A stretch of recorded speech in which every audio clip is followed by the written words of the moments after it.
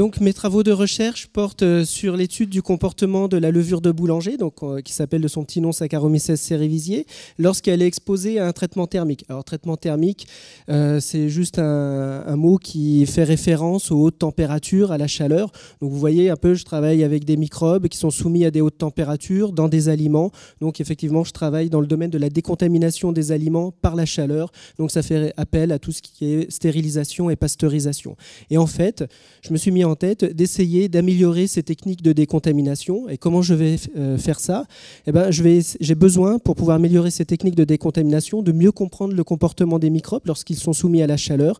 Et pour pouvoir mieux comprendre le comportement de ces microbes, je vais mettre au point, je vais essayer de mettre au point des biomarqueurs.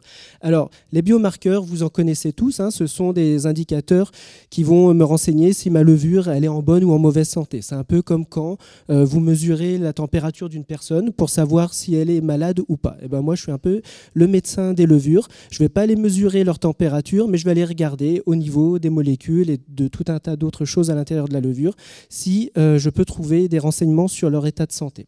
Alors pour mettre au point ces biomarqueurs, j'ai mis en place deux approches. Une première approche par la physiologie cellulaire et la biochimie.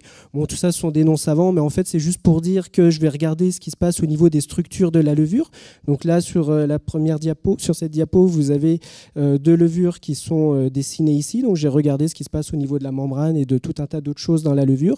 Et en fait, à l'intérieur des levures, il y a des petits granules qu'on appelle des granules de stress, qui sont composés de tout un tas de protéines et d'autres molécules qui présentent un fort potentiel pour développer des biomarqueurs. Et la deuxième approche concerne l'expression des gènes. Donc en fait, les gènes, ça fait référence aux chromosomes, à l'ADN, au code de la vie. Donc en fait, je vais utiliser le code de la vie pour essayer de mettre au point des biomarqueurs.